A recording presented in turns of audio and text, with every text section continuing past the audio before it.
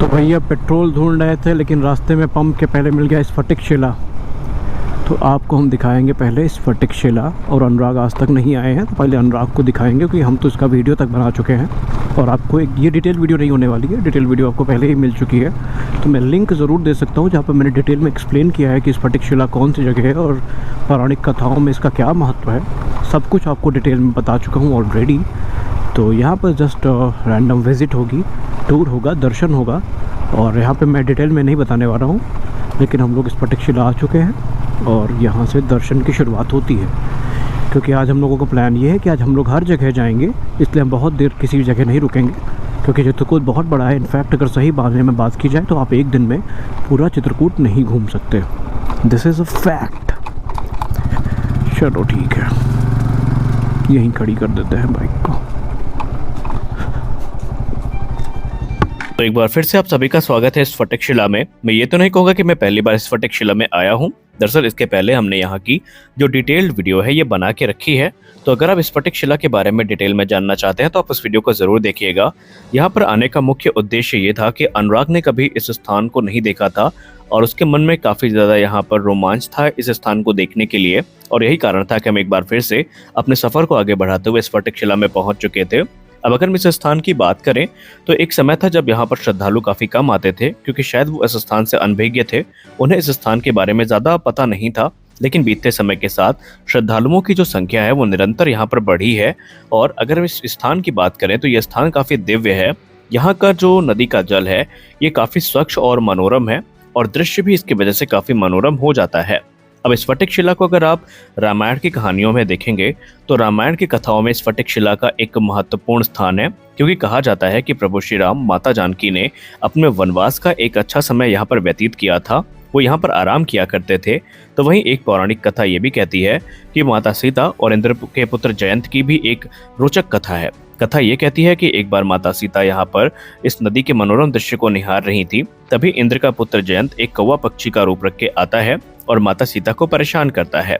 अच्छा, इंद्र के पुत्र जयंत को इसमें काफी मजा आता था और वो अक्सर ही इस प्रकार के काम करता रहता था, साधु संतों को परेशान करता था और आनंद को प्राप्त करता था। लेकिन यही काम उसने माता सीता के साथ किया, और जब माता सीता यहाँ पर बैठी थी तो उसी दौरान उसने अपने चोंच से माता सीता के पैर पर प्रहार किया, जिससे कि उनके पैर से खून निकलने लगा। ये देख करके प्रभु श्री राम बहुत ज्यादा क्रोधित हुए और उसी समय उन्होंने क्रोधवश तिनकों से एक बाण का निर्माण किया और इंद्र के पुत्र जयंत पर उसका प्रहार किया। कथाओं के हिसाब से जब प्रभु श्री राम ने प्रहार किया तो उससे बचने के लिए इंद्र का पुत्र जयंत तीनों लोकों में भागने लगा। लेकिन अब क्योंकि प्रहार प्रभु श्री राम ने किया था तो वो अचूक था, खाली नहीं जा सकता था, और यही कारण था कि तीनों लोकों में जाने के बावजूद इंद्र के पुत्र जयंत की सुरक्षा कोई नहीं कर सका, क्योंकि किसी के पास इतना सामर्थ्य नहीं था कि वो प्रभु श्री राम के प्रहार को रोक सके। और अंत में इंद्र के पुत्र जयंत को अपनी गलती का एहसास होता है और वो अपने बचाव के लिए वापस माता सीता के पास आता है, दंडवत करता है, उनसे क्षमा मांगता है।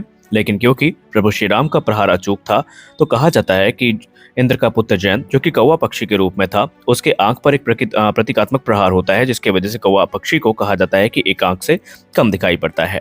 तो यहाँ से निकलते वक्त हमारी नज़र एक रोचक स्टार्टअप पे पड़ती है जिसका नाम है राम रसिक। दरअसल ये राजस्थान से आए हैं और आप थोड़ा समय यहाँ पर व्यतीत करेंगे तो आप राजस्थान के उसी रॉयल कल्चर को एक्सपीरियंस करेंगे।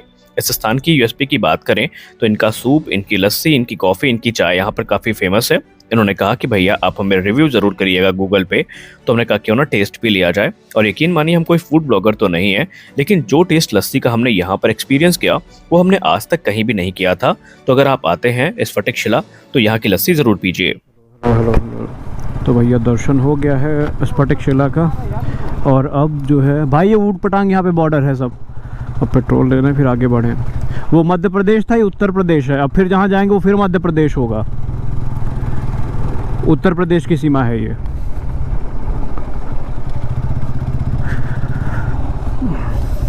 तीन 300 का डलवा ले, बहुत होगा।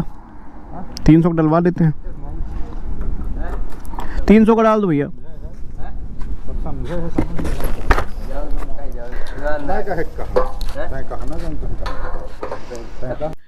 तो इस फटिक शिला के बाद हमारा सफर आगे बढ़ गया था गुप्त गोदावरी के लिए।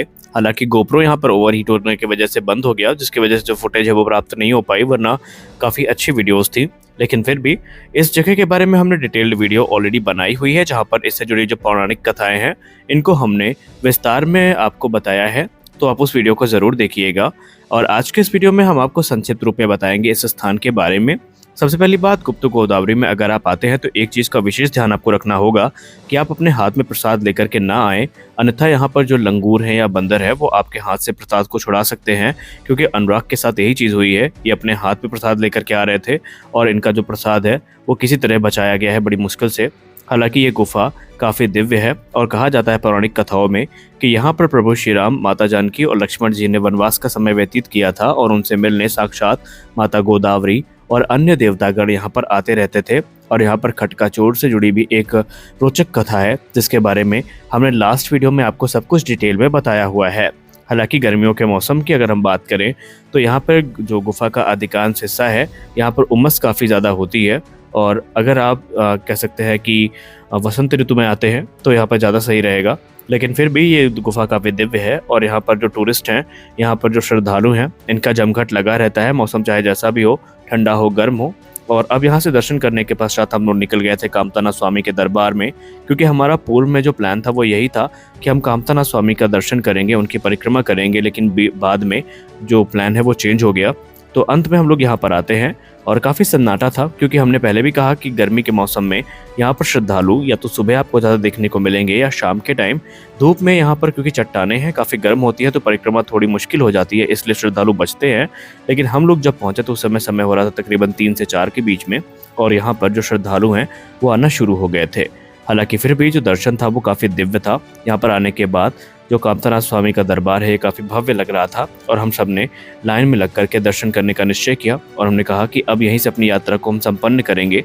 हालांकि लाइन में लगने के पश्चात हमें पता चला कि जो श्रद्धालु हैं ये ऑलरेडी बड़ी संख्या में है, लेकिन फिर भी थोड़ा देर इंतजार करने के बाद हम लोग कामताना स्वामी के दरबार में पहुँच चुके थे और उनके दिव्य दर्शन को प्राप्त करने के एकदम करीब थे। हालांकि अगर आप चित्रकूट पहली बार आना चाहते हैं तो हम आपको बता दें, आप अपनी यात्रा की शुरुआत कामताना स्वामी के दरबार से कर सकते हैं। यहाँ पर आप इनकी परिक्रमा करिए, उसके बाद आप हनुमान धारा का दर्शन करिए, फिर आप सती अनुसुईया, गुप्त गोदावरी और इस फटिक शिला के दर्शन करके अपनी यात्रा को संपन्न कर सकते हैं। हालांकि चित्रकूट एक ऐसा देव स्थान है जहाँ पर एक दिन में अगर आप सारे स्थान को अच्छे से देखना चाहते हैं तो शायद थोड़ा मुश्किल होगा। तो अगर आप कभी भी चित्रकूट को एक्सप्लोर करना चाहते हैं, चित्रकूट का दर्शन भव्य तरीके से करना चाहते हैं, आप राम घाट की आरती को एक्सपीरियंस करना चाहते हैं, तो आप कम से कम 2 दिन का समय निकाल के यहाँ पे ज़रूर आइए, क्योंकि शाम टाइम यहाँ का जो नज़ारा होता है वो काफ़ी दिव्य होता है। हालांकि यहाँ की भव्यता तो आपको हमेशा देखने को मिलेगी, लेकिन शाम टाइम एक अलग ही यहाँ पर रौनक होती है, जो आप तभी एक्सपीरियंस कर पाएंगे जब आप यहाँ पर रुकने का निश्चय करके आएंगे। हालांकि अब हम लोगों की यात्रा का ये अंतिम चरण था और इसके बाद हम सब ने अपनी यात्रा को ख़त्म करके आगे बढ़ने का निश्चय किया। और हम आशा करते हैं कि हमारा ये वीडियो आपके लिए काफ़ी इन्फॉर्मेटिव रहा होगा। कुछ नई चीज़ें ज़रूर आपको आज के इस वीडियो में पता ज़रूर चली होंगी। तो वीडियो अच्छी लगी है तो वीडियो को लाइक करिए, नए हैं तो चैनल को सब्सक्राइब करिए, क्योंकि हम आपके लिए ऐसे इंटरेस्टिंग ब्लॉग्स को लेकर के आते रहते हैं। तब मिलते हैं अगले वीडियो में, तब तक के लिए जय हिंद।